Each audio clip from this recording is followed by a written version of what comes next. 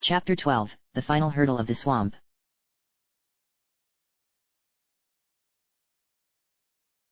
The Legend of Sunset Shimmer, Majora's Mask. By Ganondorf 8. October 25, 2015. Chapter 12, The Final Hurdle of the Swamp. Oof. Ouch. Ow. Hey. Watch it. I shouted as the Deku scrubs continued to swarm me all because of learning a song which only the Deku royal family is permitted to learn according to the advisors. Before losing consciousness, I could hear the monkey repeatedly tell me that I was the only one who could save Woodfall from disaster. I didn't need all that pressure given how I already am stressed, what with the moon falling above our heads. Upon being knocked out due to suffering a blow to the back of my head, which is what prompted me to lose consciousness, the advisors began arguing with Tree Hugger over what was to be done with me. If I had been conscious at that point, I would have tried to convince them into letting me go because I could bring back the Deku princess. I doubt they would have listened to a word I say given I'm just an outsider who has been taught a sacred song, thus further convincing them that punishing an innocent monkey was both necessary and required so that the Deku tribe's honor remain intact. "You didn't need to rough her up," said Tree Hugger. "It was necessary, your majesty, for this Deku child has proven the monkey's guilt over kidnapping the Deku princess. I will admit that the Sonata of Awakening is like a pretty sacred and radical song, but I don't really see anything wrong about the monkey teaching it to that child. It's not like the song is used for anything other than gaining access to the temple," said Tree Hugger. "That temple is only for the royal family, which would be both yourself and your daughter. Only those of royal blood are permitted to enter, and the monkey has clearly violated our laws in addition to kidnapping Her Highness, so his punishment will be legendary, and serve as a reminder to the other monkeys of the swamp that we won't tolerate their actions under any circumstances." Tree Hugger's reaction, or rather lack thereof, was one that made the advisor who had been speaking rather annoyed, and he immediately began to speak amongst his fellow advisors in the hopes of coming up with some kind of compromise to this situation. What they didn't realize was that Tree Hugger was aware of the laws of the Deku tribe, and that she was going to enforce them, which goes completely against her calm persona. "When it comes to our laws, no one is exempt," said Tree Hugger, her voice having changed to reflect her anger. Normally, she was a peaceful sort who wanted to rule her people with a passive approach, yet it seems there were some tropes when it comes to the typical monarch that she just couldn't ignore. "Like I said, I don't believe the monkey has kidnapped my daughter, and I don't approve of punishing him further just because another Deku has been taught a sacred song. However, violating our laws is a different matter, and for that, I've got to put my chakra and calm composure aside in favor of administering justice. The punishment will continue as planned, but it will only be for the crimes the monkey has committed. Is that, understood?" That was a beautiful speech. "Well, I haven't had much to do all day other than trying to find inner peace with my surroundings," said Tree Hugger. "You have given your command, and we shall obey your decision. At least for once, we've actually agreed on something which didn't end up with our auras being consumed with rage, and our attitudes crumbling apart. I shall leave you, my royal advisors, to prepare the punishment, but don't go overboard just because you think he deserves more. His aura has already been shaken, and breaking it into pieces would leave a sour taste in my mouth," said Tree Hugger, giving her advisors a stare which was enough to make them quiver slightly. Despite the fact that this relationship between her and her advisors has been one of sheer tension, she wasn't above putting them in their place, for she was the queen, and they were her subjects who didn't have the right to make any kind of decisions without her approval. "What about the Deku child? Do not throw her into the dungeon, or even try to punish her, for she has done nothing wrong," replied Tree Hugger. "Can we at least have your guards kick her out of the palace?" "I suppose that's fair, but make sure you do it gently," replied Tree Hugger. She then waved her hand, which was a signal to the guards to carry my unconscious body away, and then she assumed a rather unusual pose before closing her eyes, which looked a lot like meditating. Twilight, who had been watching everything that happened, made sure to stick close to me, for she had no idea what was going to happen. A few minutes later, the guards brought me outside, where they tossed me into the wall before turning around and heading back inside. While hitting the wall hurt a little bit, it was enough for me to wake up and wonder just what happened. "I see you're awake," said Twilight. "What happened?" I asked.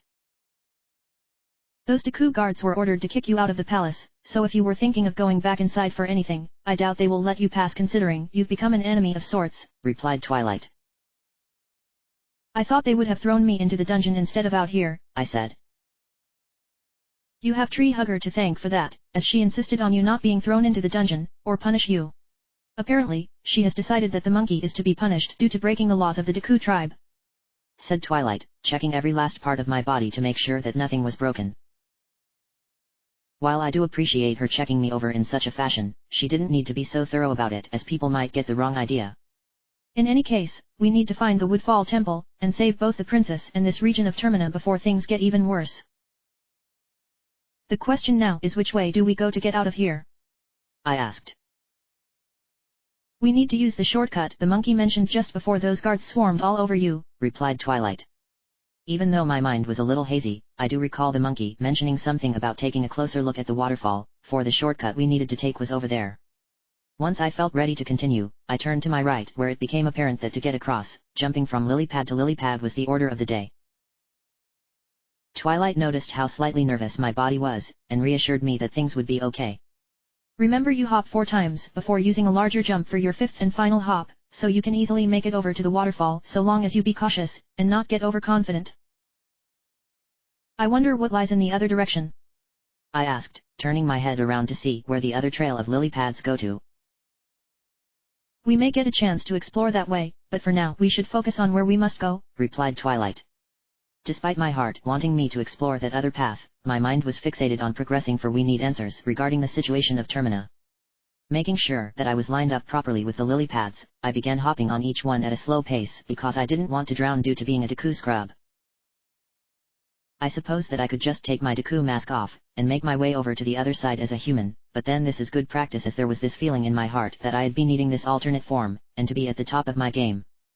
After experiencing some almost fatal mistakes, such as hopping 1 time too many, prompting me to quickly pull back before taking an unnecessary plunge, I arrived at my destination, and looked upwards because of how small I was compared with the waterfall itself. "It makes me sad seeing all this poison seeping down the waterfall," I commented. "To think that the Deku tribe, in addition to all creatures living here in the swamp, have had to endure this kind of painful torment," said Twilight. "I can understand why Starlight Glimmer would cause the people of Clocktown trouble, but why treat those who live in the 4 regions in the same manner? Does she really desire all of Termina to suffer just because she had been bullied?" I asked. "I don't know, but it seems as though Starlight either is oblivious to those she has hurt, or she doesn't care," replied Twilight. Just thinking about it made me feel angry, but then I had to remain calm, for my temper has gotten me into plenty of trouble, such as how I unintentionally hurt the feelings of the human version of Twilight. That's when something just struck my mind like a thunderclap, and Twilight noticed my reaction, and was curious about it. "What are you thinking about now?" "About you. The other you," I replied. "The Twilight who went to this Crystal Prep Academy?" asked Twilight. "Yes," I replied. "Even though I'm not jealous of the fact that you and the others have befriended her, given how lonely she had been feeling according to what you said to me, I must admit that I am curious as to what happened to her when all of this started. Even though she does look identical to me, I doubt she has retained her memories of the human world, and is somewhere in Termina going about her business, blissfully unaware of what's at stake," said Twilight. Her words reminded me of how the human Twilight acted in a similar manner, not realizing what was happening until it finally showed itself before her. I was disappointed at the notion that she doesn't have her memories, but I suppose it does mean that she isn't suffering from any after effects. "She really is a lot like you minus the magic," I said.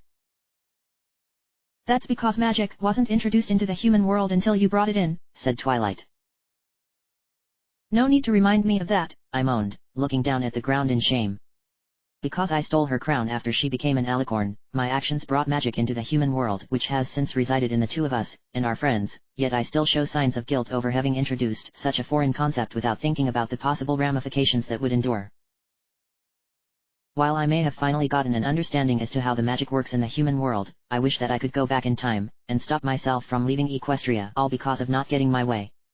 If I had stayed the course under Princess Celestia's guidance, I'd be an alicorn right now alongside Twilight, yet my arrogance coupled with how I closed my heart off to friendship sealed my fate. If I hadn't made those bad decisions, I wouldn't have the friends that I do now, so in a way my actions ended up benefiting me, even though it did start out pretty bad. I wonder, was this Princess Celestia's doing? Did she know that this is where my life would end up, or was it truly a work of fate? One of these days, I need to discover the truth, and surely she would be willing to give me an ideal answer. On the subject of the other Twilight, even though she became corrupted by equestrian magic, she has been exposed to it even if it was completely unintentional, yet she seems to be fine. Then again, she could still be capable of using magic, but it will be a while before it reaches the surface, and she goes through the same transformation the rest of us experience. I do hope that we run into her, began Twilight. Why? I asked. I've still got plenty of questions to ask her, and I'm sure she feels the same way towards me. It's not every day that you end up encountering an alternate version of yourself, so not wanting to find out more would be a tragic waste, replied Twilight. I think I have an idea as to where she is, I said. What kind of theory do you have? Asked Twilight. The common trend I've been noticing both here and in Hyrule is that those we've met from the human world and Equestria, the characters they portray have some connection with how they are perceived in our respective worlds. For example, you said that Tree Hugger was a member of a committee dedicated to protecting animals. That has something to do with nature, and we've seen her in the form of a queen who rules over a kingdom where nature is the dominant force, I replied. So if the other Twilight has a strong fascination with wanting more knowledge, she must be portraying a character who aspires to learn more, said Twilight. That doesn't give us many options, for I doubt the Deku, Goron, and Zora tribes have someone like that, and we've seen most of the people who reside in Clocktown ruling them out, so the only logical place left would be that region off to the east which no one seems to know about, I said. Why does this easternmost region have so little information about it according to what we've heard from various sources? I suppose we'll eventually find out, seeing as we will be exploring it eventually. Walking along the pathway which lead up to a Deku flower, there was a sign nearby which I decided to read, and I smacked myself in the forehead because this sign was just providing a reminder as to where this direction would take us. This way to Woodfall. For Deku scrubs only. Sigh. They couldn't be more subtle than this. You have to wonder how many of them even come this way, replied Twilight. Probably not that many, I suggested. Diving into the Deku flower, I launched myself up to a platform located pretty high up on the cliff face, and barely climbed up due to it being a lot higher than I thought it would be. In front of me was a cave entrance which must be the start of the shortcut, so I entered it, and ended up back outside in the swamp, but this time I was overlooking the entire area. Just staring at the entirety of Woodfall made me feel small and insignificant, and completely in awe of it all. That's when Twilight flew slightly ahead because she was looking at the pink mountain which we noticed before.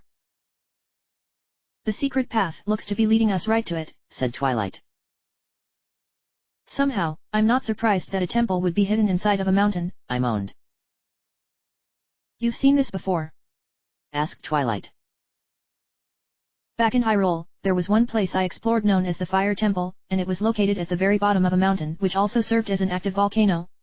The intense heat would have roasted me alive if not for the special tunic I wore which allowed me to survive in such conditions, so knowing that the Woodfall Temple is located inside that pink mountain feels like a repeat of what happened before, I replied, looking up at the mountain to see the ring of black smoke swirling around it.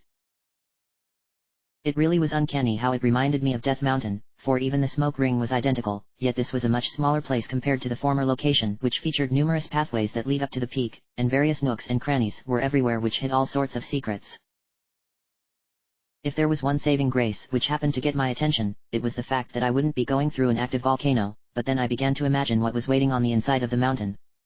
Since the source of the poison is coming from Woodfall Temple, that means the swamp will be at its most deadliest, and I'm heading there now because I've been given a task to perform.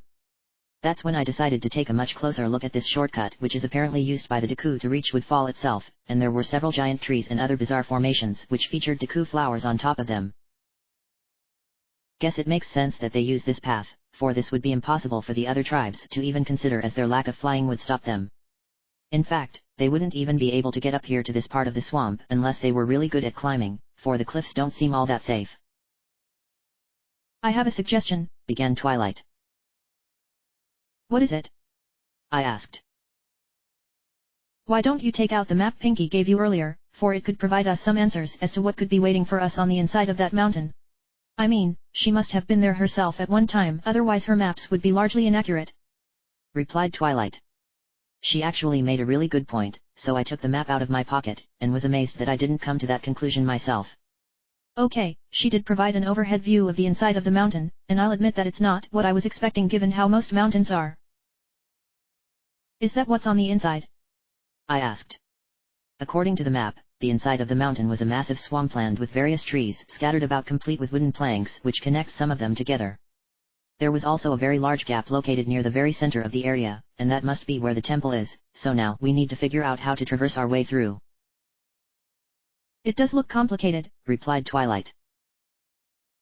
And probably filled with monsters, I added. You think so? Asked Twilight.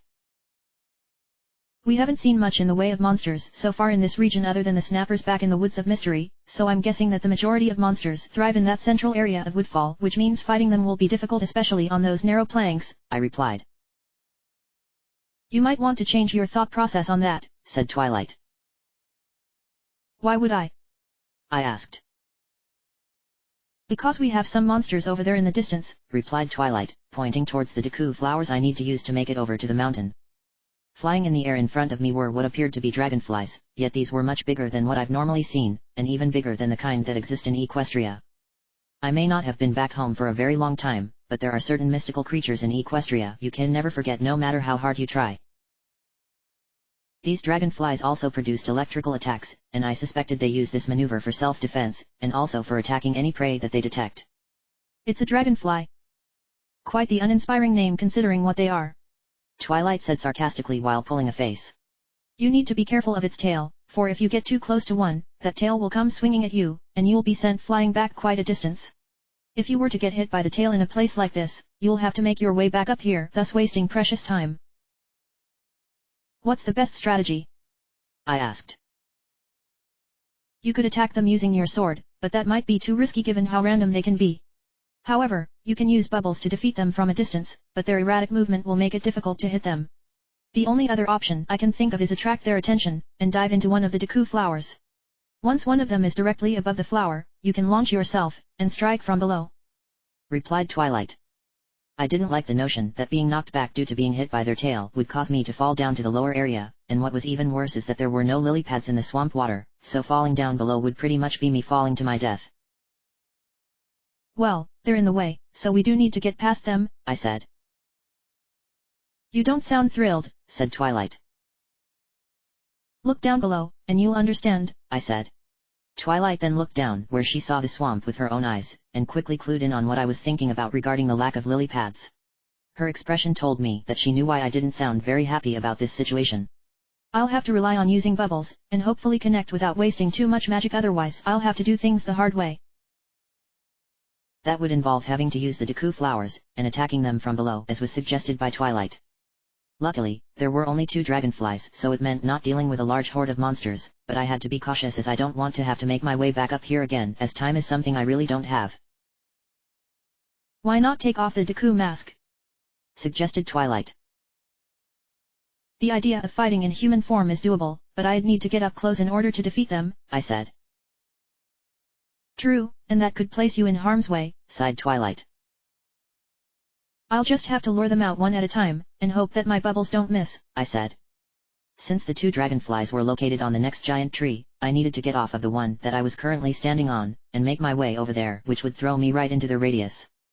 Diving into the nearby Deku flower and aiming towards the next tree while waiting for them to move around to the overside of the next tree, I launched myself and flew over where I had to quickly cut my flying short due to one dragonfly suddenly deciding to turn back the other way. As I landed on my rear, I quickly used the shield which comes with being in this form, and just in time too as something sharp plunged itself into my shield, and my heart started shaking upon seeing the sharp tip covered with electrical currents. That was too close, said Twilight, breathing heavily. My reactions have definitely gotten better, I smiled. Well, don't make it a habit, said Twilight. The dragonfly then pulled its tail out of my shield before floating backwards in order to prepare itself for another attack, so I lowered my shield, and fired a bubble which sailed along, and missed the target by a mere several inches, which really crushed my spirit. You've really got to get in more practice using those bubbles in combat, Sunset. Twilight's words felt rather discouraging, but before I could say something in response, the dragonfly attacked again, prompting me to use my shield to protect myself from being electrocuted, and being knocked off this tree. Deeply noted, I said. The dragonfly then began to repeat the same attack pattern as before, so I decided to move forward as well in the hopes of getting close enough to knock it out of the sky. Firing another bubble, and at such close range, it was enough to defeat it, which burned away to nothing. I was actually surprised that Twilight had not once commented on how barbaric this fighting is, for normally she would have given some kind of epic speech about it. I mean, I'm already used to it given how this was my second rodeo so to speak. But I'll admit that when I started my journey in Hyrule, I questioned the ethics behind my actions. Twilight? Are you okay? If you're referring to how I feel about you defeating these monsters, and what happens to them upon being defeated, let's just say that it will take me some time to get used to it, replied Twilight. From what she had often written to me about in response to my friendship reports, Twilight often had to face powerful monsters who were either desired food, territory, prestige, or even wanting to conquer Equestria. Yet, none of them with the exception of one were destroyed in a manner similar to the dragonfly which I just defeated, so in my mind, I was worried that she was being exposed to something she might not be ready to accept. Well, if you want to talk about it sometime, just let me know, I said. Thanks for having my back, smiled Twilight. I could say the same thing about you, I smiled. Focusing my attention towards the other dragonfly which was off in the distance, I needed to either use the Deku flower on top of this tree, and make my way over to deal with it, or somehow convince it to come this way, and perhaps defeat it here before moving on to the next tree. I began pondering over to best handle this situation, but this was the least of my worries, for something else was happening in Termina. Something which would prove to be a real game changer not just for me, but for Twilight as well. As in not this Twilight, but the other one. Those two demonic creatures that I saw in the Deku Palace had dedicated where she ended up when the human world was transformed, and were trying to gain access to her, but there was something preventing them from achieving their goal. Who would have thought that the other version of you would be out here in this desolate wasteland? I must admit that I had my doubts, but then her aura is very powerful. She may think that her body no longer possesses any magic, but she doesn't realize that magic doesn't simply fade away into nothing. The magic she acquired still remains, yet for now it's merely dormant, waiting for the right moment to manifest itself. She wanted to understand magic, and now she has gotten her wish even if it is all an oblivious notion to her. What I don't understand is why we can't get close to her. There is a powerful dark presence around here which exceeds our own magical boundaries. Plus those undead monsters surrounding that building are making sure that no one can get close enough. Every time we destroy one of those things, another one immediately appears to take its place. It's as though the very land itself reeks of the undead, and whatever is inside that building is giving off the same scent in addition to the magical aura coming from her. Our equestrian magic is powerful, but it has limitations in this world. Which does explain why Sunset Shimmer hasn't been throwing her own magic around like there was no tomorrow. This world prevents us from using our power to its full extent, so we along with your counterpart have been weakened. My guess is that this will remain a permanent situation until everything has been returned to the way it was before this transition occurred. Does this mean our goals are unreachable now? Not necessarily, for we can still rely on our other abilities. We've both depended far too much on our magic to solve problems, so now we need to rely on more intricate methods to get anything done. An example would be waiting for Sunset to eventually find her way here, and figure out how to remove the stench of undead that pervades this place, and surrounds us with its foul mien. In fact, that is pretty much what we must do, for only she can solve the complex conundrum that is stopping us from getting our hands on the other me in there. Your choice of words reminds me of your intellect, and yet I must agree with your assessment of the situation. That is surprising considering that before in the past, you were much more volatile where you wanted to rely on pure power and rage to get your way. You've shown me a different way to look at things, and I won't deny that my own arrogance cost me everything. This wait-and-see approach has proven itself to be rather beneficial as we've come to understand how certain aspects of this world function, and we can apply this to our own repertoire when it comes to dealing with both of them. Still, I am not the patient type, for I won't wait around too long for her to finally get here. Are you thinking of attacking her? There is this urge in my blood that wants me to. Nothing wrong with wanting such a desire, but you must remember that he is still a factor. Oh yes. Ganondorf. His own power vastly exceeds our own, and if we were to get on his bad side, our lives would be snuffed out in an instant. As long as we remain in our current stance where we don't interfere with Sunset directly, he won't see any need for wanting to destroy us. I've been there before. So for the time being, we should try to figure out how you can achieve an even greater form to match up with what Sunset acquired when she defeated me. If you want to carry out your intentions, which are your very reasons for existing, then you must be willing to do whatever it takes to achieve it. What must I do? Go through the darkness where it will surely rip you to pieces, but then you'll be doing so in the embrace of having absorbed a large amount of magic. Both our other selves were able to transform after absorbing the collective magic of their closest friends, and while each form was different in terms of personality, the fact is they achieved a form that is beyond anything you can imagine. I came into existence when she unleashed the magic, and even though I no longer have access to all that power, I managed to retain some small amount which is enough for me to continue my desire of understanding more. That means acquiring the magic from them. Indeed, but it won't be easy for this world blocks equestrian magic. Then you will help me achieve a form unlike any I've ever experienced before. You owe me, for I was able to bring you to life again after sunset, was able to take you away from the power which became part of you, and for that you aren't just my partner and fellow demon. You're also my servant, although just for that one specific fact. For everything else, you're your own person. I know the expectations, and I won't fail. Should there be a need for us to provide some encouragement, then we shall deliver upon it. Even if it means angering him. That's a bridge we'll cross when we reach it, but for now we should return to the town located in the center of this world, and merely wait for things to progress. We know where our respective targets are located, so Sunset should be allowed to run around for now, and do her own thing. In the meantime, I want you to tell me everything that happened during that competition, for you still have memories of that experience. I want to know exactly what she, and by her I mean you, did to absorb all of their precious magic. Don't leave out any details, as I want to hear every last little detail. The two demonic creatures then took to the sky before disappearing out of sight, and I had no idea as to what they were planning. In fact, I should have known their true identities, for I sensed equestrian magic coming from them. Magic which connected with both myself and the other Twilight. After some struggling on my part to get past the other dragonfly, who proved to be rather persistent what with attacking me in a relentless fashion, I was able to take it down before using the next Deku flower, and launch myself over to the other side, where I landed on a walkway which ran along the side of the mountain. Further ahead was a cave entrance, which must be how we gain access to the interior, but a strange-looking statue piqued my curiosity. There was actually something else as well, but this piqued Twilight's curiosity, for I didn't even take notice of it, but she made sure that I looked when she decided to bop me on the head.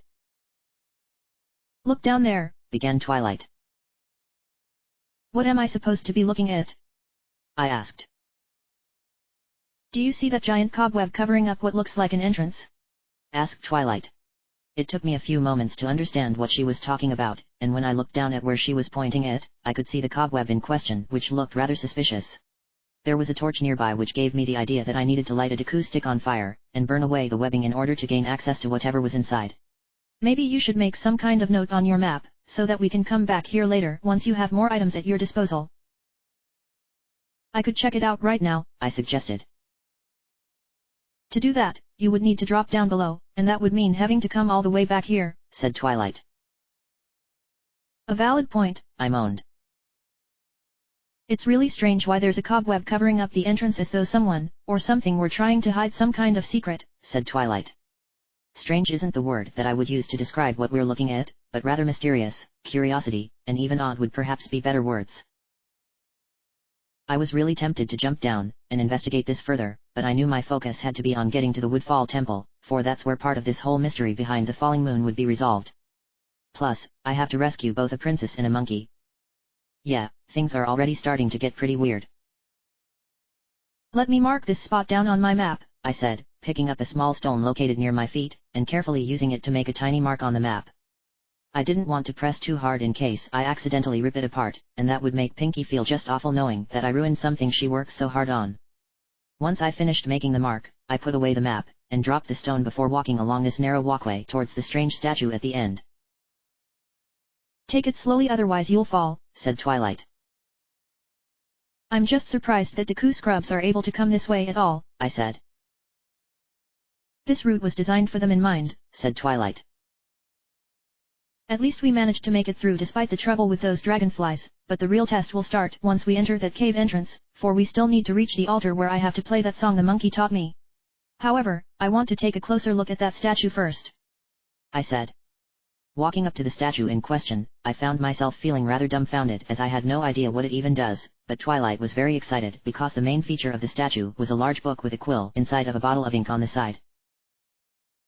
I rolled my eyes in reaction to her excitement, for it was another reminder of how much she loved books, and my interest revolved around getting out into the field to discover things for myself instead of just reading it. This statue is similar to the owl statue that Flash Sentry told us about, but I don't think you can use that warping song to come to this exact spot, said Twilight. So then it doesn't do anything? I asked. There is something it does, but it's probably not going to be very useful to you. Since this is a video game we're in, there must be some way a player is able to save what they were doing in case they needed to go and do something else. That must be the purpose behind this statue. To allow players to save their progress, and come back to it later without having to go through the same thing over again just to get back here, replied Twilight. What surprised me was that only did she just figure out how this statue works, she also knew something which was practically foreign in Equestria, and that was the video game. Okay, I'm not that familiar with them either as I don't have much experience in playing them, but what I do know is from what I learned from Rainbow Dash. She may have hogged the controller much of the time given how it was her console, but I was able to watch some of the things she did which includes saving progress. So, I should just ignore this statue? I asked. It won't do us any good, replied Twilight. I'm sure we'll encounter more of these statues as I doubt this is the only one that exists here, I said. Walking into the cave upon deciding to leave the statue behind, everything went dark for a moment before we entered the central part of Woodfall which according to the map, was called Woodfall, and Twilight and I were in complete awe over what we were looking at. The entire area was just one massive swamp with a number of dead trees scattered about with some which served as platforms where mad scrubs had taken refuge, and there were planks that connected to the trees although this wasn't the case with all of them. Guess the map was very accurate about what would be waiting for us here, so how in the world did Pinkie know exactly what we would encounter? She is someone whose very presence goes beyond our understanding, replied Twilight. Meaning there's no point in trying to figure her out, right? I asked. Pretty much, replied Twilight. Sighing, I continued to look around in order to see where certain features were located throughout the area. There were a few platforms which had treasure chests on them including one to my left, so this should get me some rupees as I really do need to deposit more to get those rewards at the bank. Then I noticed another cave entrance all the way at the back which must be where a dojo of this region is located, and while it sounded like this was merely a guess on my part, previous experiences are what I'm using to justify my reasoning.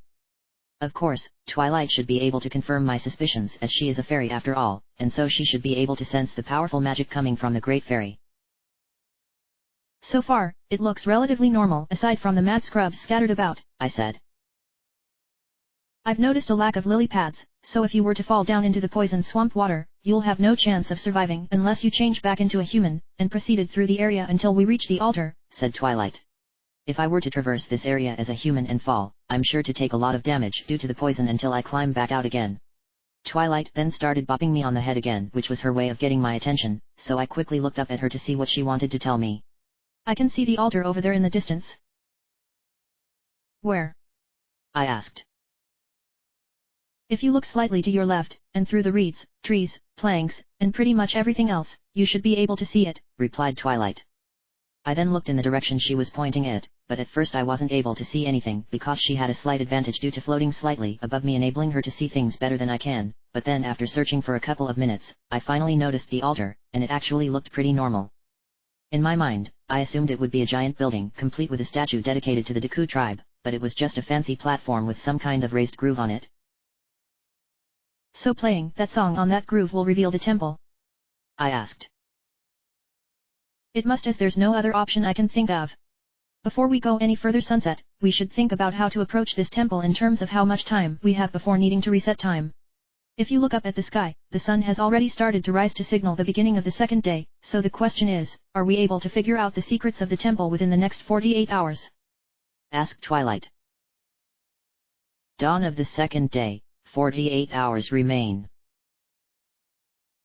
Based on my previous experiences, the dungeons of Hyrule started out pretty simple, but then they quickly got complicated which ended up costing me to waste an awful lot of time, and I expect no less here although I feel this time things will be complex right off the bat. Personally, I don't think 48 hours is enough for us because there will be traps, puzzles, monsters, a big monster, and who knows what else waiting for us in there. I replied. It looks like resetting time and having the complete 3 days is going to be the order of business, but it would be nice to find another owl statue, as I don't really want to backtrack through all that we've been through in this cycle. Did you say a big monster? Asked Twilight. At the end of the dungeon is something referred to as a boss according to what Rainbow Dash told me one time after my first adventure, and if the same principle applies here as it does with Hyrule, fighting one will take plenty of time, I replied. So resetting time is going to be essential? Asked Twilight. I nodded my head in approval, but then something else entered my mind with regards to time. If only there was a way to have more of it, so that I wouldn't feel pressured into getting things done so quickly. I wish Zelda in that memory I experienced told me something else about using the power of time, for it would be essential especially when it comes to these dungeons. Twilight, do you think Tattle's memories could tell you something about anyone who may know any secrets related to time? I asked. That's a pretty tall order, but let me see what I can come up with, replied Twilight, closing her eyes and concentrating. She began experiencing various images of Tattle visiting different places during her time with Starlight Glimmer, but judging from her lack of enthusiasm, she wasn't finding anything of importance. Suddenly, she began to dance about as though she had just lost it, and before I had the chance to question what was wrong, Twilight began to speak. There is something Tattle experienced in Clock Town, but it's really weird that a character like that would know anything. Who is it? I asked. When Starlight paid a visit to Dr. Hooves, she encountered a scarecrow at the base of the observatory who mentioned something about dancing, and a secret about how to manipulate the flow of time. Such information was ignored by Starlight, for she had other plans in mind. Replied Twilight. Why did it have to be a scarecrow of all things? I remember encountering a scarecrow before in Hyrule, and I had a feeling this was going to be the same one, but with a different message for me. Wait. Did Twilight say that the scarecrow was seen in the observatory where I obtained the moon's tear? I've got to go back through that secret passageway again? I thought it was weird seeing one of those talking, but then other things have proven to be even weirder, but the scarecrow said something that struck me as odd. He said that he was also located in some kind of shop in West Clock Town, yet I wasn't able to get a precise location as Starlight wanted to leave. That sounds both convenient, and somewhat expected, I said. This game apparently gives players a bone when it comes to hints, and I think I just gave you one without even realizing it, said Twilight. Guess I should have checked out those other shops in addition to the Curiosity Shop, and the Bomb Shop, so maybe I'll check out the rest before resetting time. If this scarecrow does indeed know something about manipulating the flow of time, it could prove to be the kind of edge I need. Why don't we go to that altar first before doing anything else, I suggested. You do realize that if you deuse that Song of Soaring to Warp, your only other destination is the entrance to the southern swamp, so you'll still have to make your way back to town on foot, which will waste a bit of time, said Twilight. That was her subtle way of telling me to look for an owl statue in town, and I think I know exactly where to look if my memory of what I saw is accurate. With that all taken care of, I went to the left where I hopped once across the swamp water, landing on the platform that contained the treasure chest Twilight mentioned before, and it certainly was a big chest, but not one that would contain a piece of heart. Are you sure you're allowed to take what's in there? Twilight asked with a look of concern on her face. No one else has come this way, Twilight, and these are the kinds of rewards an adventurer looks forward to, I replied. Can you even open it considering your height and all? Asked Twilight. I suppose giving the chest a little kick should produce the desired results, I replied, using my right foot to kick the chest open before jumping inside, which made me feel really small as I've never done anything like it before. Luckily for me, there was something inside, and when I jumped back out, I showed Twilight a red rupee. This is worth 20 rupees, so while it isn't all that much, it will go a long way towards getting those rewards at the bank. Pocketing the rupee, and hopping over to the main pathway again, I walked to the other side of the platform where one lily pad separated the platform from a tree stump, but then I noticed something on the plank. What's that thing over there? That creature is called a Hiploop, and it can be pretty difficult to defeat if you're not careful. Right now, it's just minding its own business, but the moment you walk into its territory, it will charge at you with every desire to knock you off, and into the poison swamp water below where death is certain. You can use bubbles to attack from a distance, but you need to be quick as it will move very quickly when it charges. If you use your spin attack, and collide with it, it will be stunned for a few seconds, which will give you enough time to inflict some damage, and this also works using Deku nuts. Replied Twilight. I don't have many of those, I said. Then spinning into a Hiploop is the way to go if you're not confident with your magic, said Twilight. Hopping onto the lily pad before hopping over and landing on the stump, the Hiploop so far wasn't paying any attention, so I walked ever so slowly in order to get as close as possible, for my bubbles only have a limited range, plus the plank was on a slope which would work against me as my bubbles fire in a straight line. The hiplope then suddenly turned to the left as though it heard me, and I was really nervous about this, but it then turned back the other way where I breathed a sigh of relief. Once I was close enough, I formed a bubble in my mouth, and fired where it sailed through the air, hitting its target from behind, which caused it to suddenly get really mad. Before it was able to mount some kind of counterattack, I fired another bubble which connected, and caused it to fall apart where its remains splashed into the swamp water below. That was rather gruesome, I said. And you have seen worse than this, right? Asked Twilight. I think Termina takes it up a notch given how morbid this world is, I replied. There are additional hiplopes in the area, for I can hear their horrible noises, and I'm also seeing a couple of dragonflies near the altar, so you need to converse your magic until you can find a magic jar, said Twilight. Like that one? I asked, pointing to where the hiplope had been defeated. It had dropped a magic jar, which was very convenient, seeing as I've yet to restore my magic since first getting it, so quickly picking it up before it disappeared, I felt a slight surge, which meant that my power had been restored slightly, and good thing too, since there was another hiplope patrolling the next plank with a mad scrub waiting right behind it. How do you feel? Asked Twilight. Getting that magic jar restored some of my magic power, but I need to collect some more in order to fully restore it, I replied. Maybe the Great Fairy can help you with that, suggested Twilight, floating to my right as her way of letting me know that the cave entrance to the fairy's fountain was to my right. Since there was a Deku flower situated in front of the entrance, I can easily get back onto the main path, but there was one problem which I can't afford to overlook, and that involved monsters respawning. If I were to enter the fountain, and then come back out here, monsters I've defeated will have come back, which would cause me some additional problems. I then fired a bubble at the second hiplope, striking it in the rear where it turned around in frustration, and proceeded to charge towards me, where I fired another bubble, defeating it, where it left behind another magic jar which I happily picked up. Sunset, we should pay the Great Fairy a visit, Twilight suggested. There's one problem with doing that, I began. What's that? Asked Twilight. Even though I've just defeated 2 monsters, if we were to enter the fountain in order to see a dojo, and then come back out later on, those same 2 monsters will have respawned where they were prior to destroying them, and it would mean me having to perform the task all over again. This is true inside of the dungeons, and practically anywhere in this world with the exception of specific monsters which only need to be defeated once, and never again after that. Besides, Adajo mentioned that her fellow Great Fairies have been shattered to pieces thanks to Starlight Glimmer, so going into that fountain would produce no results as there will just be numerous stray fairies, I replied. Right? They're inside the temple, said Twilight. We'll pay a visit to the fountain after resetting time, I suggested. Hopefully, there's an owl statue for you to strike, otherwise you'll have to come all the way back here again, said Twilight. Hearing her say that made me gulp pretty loudly, for I didn't know if Flash Sentry had left one of those statues here in this part of Woodfall. Guess we'll know for certain upon reaching the altar, but first we have to actually get there by overcoming these other monsters such as the mad scrub before me who decided to fire a Deku nut, which I avoided simply by not being close enough. Sunset, your spin attack will work against mad scrubs, but you need to have some space to use it, otherwise nothing will happen. Just be sure it doesn't hide in its flower, otherwise you'll end up falling off the edge, and into the poison. I'll wait for it to fire another nut before attacking, I said. The mad scrub would do exactly that roughly 10 seconds later, and the moment it fired its nut at me, I quickly ran forward, and used my spin attack, defeating it where the Deku flower changed color, which meant I could now use it, but that's when I noticed there was another one located on top of the next tree stump I need to land on. I don't think my bubbles can reach that far.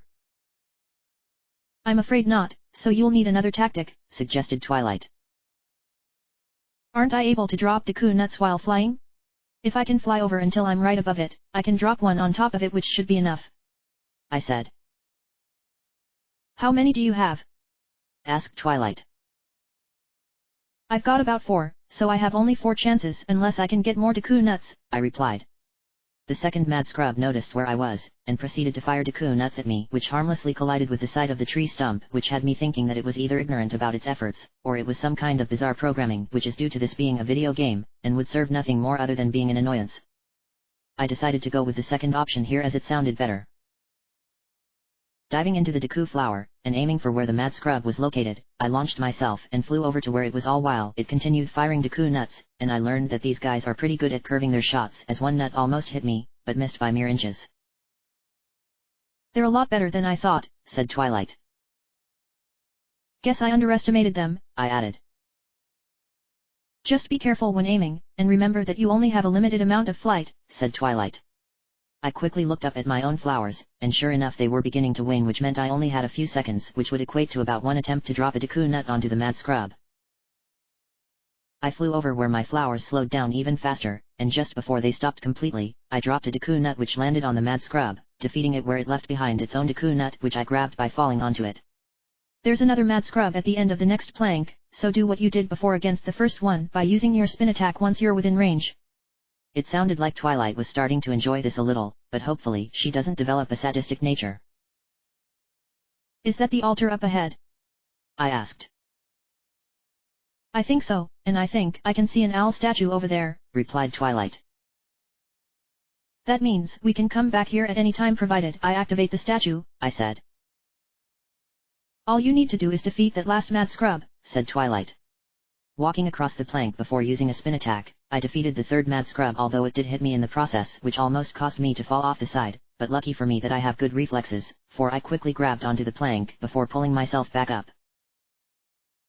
That was a little too for comfort, Sunset, but at least you recovered. Still, you need to be more careful as Termina isn't the same as Hyrule, but what would I know seeing as I don't remember much about the latter world. What Twilight said was true, for even though she portrayed Zelda last time, she has no memories of that experience, and this was the same for the rest of my friends, and everyone else who were involved from both the human world and Equestria. Once we enter the dungeon, being careful is going to be my top priority, I said. Are such places really that bad? Asked Twilight. Considering I've almost been killed in about 6 of them before, I would definitely say yes, I replied. Maybe you should prepare accordingly before going inside the temple, suggested Twilight. I actually do have a weird idea which may prove useful, and that involves taking a picture of Woodfall Temple when it appears. I know Trendrahoof has probably never seen the temple before given that only Deku scrubs are able to make it this far, so I'm willing to believe that he will give me plenty of rupees as a reward, I said. Twilight looked at me with an odd expression on her face which indicated that she didn't quite understand what I was saying, so I explained it again with more detail. If I can show Trendrahoof both a picture of the Deku Queen and Woodfall Temple, I'm sure to get the best prize and maybe something else. The first thing I need to though, is make the temple appear so that I can use my pictograph box. Which apparently is going to be getting more use than I originally thought, but maybe getting to the altar is the more important thing. Diving into the Deku flower which had been previously occupied by the mad scrub, I launched myself and flew over where I landed on the altar itself, and the first thing I did was walk over to, and activate the owl statue so that I could return here again.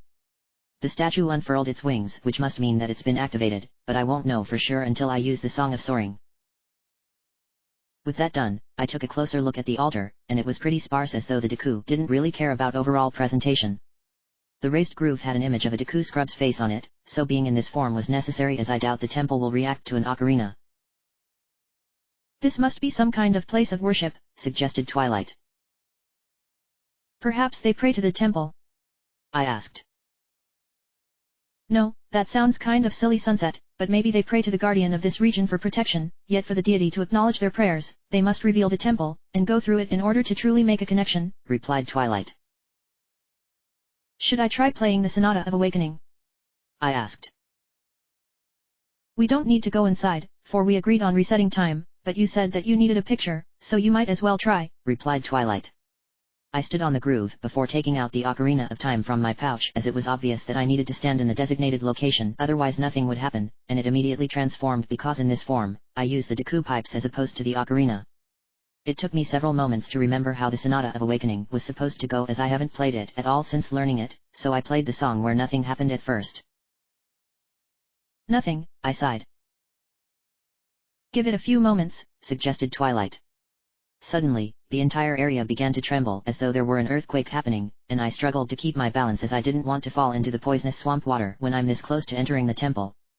Twilight told me to look out at 2 dead trees which were completely whole compared to the other dead trees, and something was beginning to stir below them which quickly gained strength in the form of a whirlpool. That's when something large suddenly came forth and rose up for quite a distance until it stopped. My mouth dropped in awe over having witnessed Woodfall Temple rising from the poisonous depths. Excess water was trickling down every last crevice, and since there was another Deku flower on the altar, I had to fly over to the entrance which consisted of an opening at the top of the structure. So that's the temple? I asked. I'm sensing a powerful dark aura coming from there, replied Twilight. How did Starlight Glimmer gain access to the temple? I asked. She must have used the power of Majora's mask in order to gain access, replied Twilight. I could feel the dark aura as well, and it made me feel really nervous as though I didn't want to go inside, but I had no other choice, for doing nothing would mean the human world would never change back to the way it was before all of this happened. The temple has appeared now, Sunset, so aren't you going to take a picture? Twilight's question reminded me of what I was going to do, so I lifted up the pictograph box that was around my neck, and stepped back a few paces in order to get the entire temple in the shot. One flash later, and the picture was taken, and judging from how well it looked, Trenderhoof should really like it, along with the picture of Tree Hugger. I know we need to go inside, but first I need to deal with leftover tasks, I said. That would include showing Trenderhoof those pictures, depositing rupees at the bank, seeing that scarecrow about learning the secret to manipulating time, and maybe even something you haven't considered before, said Twilight. Guess it's time to see what the Song of Soaring can do, I said. You should take that mask off now, as you won't be needing it for the time being, suggested Twilight. I agree, for I've been a Deku scrub long enough, I said, pulling on my face and removing the Deku mask, thus turning me back to normal, and right away I breathed a sigh of relief as I was myself again, although I would have to resume my altered form to enter Woodfall Temple. Since I was holding the ocarina in my hand, it had changed back to normal too, so upon raising it up to my mouth, I played the Song of Soaring, where a voice in my head asked me where the wind should take me. There was only one location I could go, so I responded to the voice by asking the wind to send me over to the entrance of the southern swamp. That's when I started spinning around rapidly courtesy of the wind, and it felt as though my stomach was about to heave, but then in an instant it was over, and I was back where the tourist center was. That was fast, commented Twilight. I almost threw up, I moaned. You'll get used to it, said Twilight. Hopefully, otherwise this will be another thing I'm not going to enjoy, I moaned. Thanks to feeling so queasy, I stumbled my way over to the center, and even tripped along the way as I wasn't feeling well at all, so upon reaching the ladder, I propped myself up against it in order to rest for a few moments. While I was just standing there, I began to think about the human version of Twilight again, and what she must have felt before everything suddenly changed. I know she isn't the Twilight who has become my mentor in addition to my friend, but I can really relate with her human counterpart, for she has been through what I experienced back then. Before understanding, my actions had caused nothing but pain and misery. She was able to avoid the fate which plagued me, but I know there is still a long path ahead of her where she will need plenty of guidance, especially when it comes to accepting magic as existing, and what she unintentionally became. Feeling better? Asked Twilight about 5 minutes later. My stomach still feels a little weird, but I can keep going, I replied, regaining my composure before climbing up the ladder, ignoring the business scrub who was looking at me again, and entering the swamp tourist center where Trenderhoof was still shaking his head in shame due to Pinkie Pie's antics. Trixie was also here in the hole in the wall where she was surprised that I had come back, but I wonder if she knew that the boat wasn't below the center, seeing as I didn't ride it all the way back here. Ignoring her as I had no need to talk to her, so I walked over to Trenderhoof, who recognized me straight away. You came back after all. I was afraid that the Deku tribe had captured you or something, seeing as you wanted to go down to their palace and all. Hopefully, you were able to take some good pictographs, seeing as you came to speak to me in order to show me what you've taken, said Trenderhoof. I only have 2 to show, I said. It's better than nothing, so what one do you want to show me first? Asked Trenderhoof. I removed the pictograph box from around my neck, and handed it over to him, where he looked at the photo I took of Woodfall Temple, which was what I was hoping he would look at it rather than the one of Tree Hugger. Say, is this the Woodfall Temple? Many of us around here are aware that it exists, given the Deku talk about it constantly, but no one has ever taken a pictograph of it before, seeing as only Deku can get there. You've got quite a rare pictograph here, and even though I can't give you the best prize, I can still give you quite the rupee reward. How much? I asked. For a pictograph of the temple, I'll give you 100 rupees, replied Trenderhoof. My face started beaming, because that's exactly what I was hoping for, but then I realized that my wallet can only hold up to 99 rupees, so some of this reward is going to be utterly pointless. He then handed the pictograph box back to me before handing over a silver rupee, which he said was what constituted as being worth 100 rupees, but then I told him that I had another picture for him to look at. Sorry, I guess that I forgot about that, what with being excited about the pictograph of the Woodfall Temple. I handed the pictograph box back to Trenderhoof, where his expression suddenly changed to one of complete shock upon seeing what I had taken. Is is this the Deku Queen? Yep, I answered. Unbelievable. No one aside from the Deku are allowed to enter the Deku Palace, and yet you've managed to somehow sneak in there, and took an excellent pictograph of their queen. That takes an awful lot of stealth to have pulled this off, so you automatically win the best prize of this contest. Here you go, shouted Trenderhoof, handing back the pictograph box where I placed the string around my neck before he handed over a piece of heart, which was a prize that really made my day, and upon grabbing it, I felt the familiar warmth I experience whenever I get one. What will you do with those pictographs? I asked. Place them into this album where they will be preserved for all time, replied Trenderhoof. I guess I've got no other reason to hand over pictographs, I said. Well, if you ever come back here for whatever reason you may have, and show me some additional pictographs, I'll reward you with some rupees. The rarer the subject, the more rupees I'll give in return, said Trenderhoof. I don't think I'll ever need to come in here again, but then I had a suspicion Triz over there wasn't quite finished with me, but I don't think she can do anything right now until the poison has been taken care of. With all of those rupees in my possession, I left the Swamp Tourist Center, and decided to make my way back to Clock Town because I had rupees to deposit at the bank. It did mean having to run all the way back to town, which would be annoying, so I climbed down the ladder before stopping due to someone standing in my way, which was strange as I didn't see them there before. Who are you? I asked. I'm the one who will be asking the questions around here. Look, I'd love to stay here and chat with you, but I really need to head back to Clock Town to take care of some business. So, if you'll excuse me for my rudeness, I simply must be going right away, I said, trying to move to the side, yet this person had other ideas, and prevented me from leaving due to moving right out in front of me. This was starting to get rather annoying. For what reason did someone have to stop me from leaving Woodfall? I'm afraid you're not going anywhere. Why not? I asked, before suddenly finding a sharp blade a mere inch from my neck. You've had it pretty easy so far, but I'm afraid that you must be reminded of the harsh trials which await you. Sunset Shimmer. How do you know my name? I asked. If you can survive what's about to happen when I decide to let my finger slip on this sword, I'll tell you, but you'll be dead before that, so there's no point in telling you anything. Whoever this person was, their voice sounded awfully familiar as though I know it from somewhere, yet I wasn't in the position to do anything. If I don't come up with a strategy and fast, I'm going to be cut down before I can enter Woodfall Temple. To be continued. End of chapter.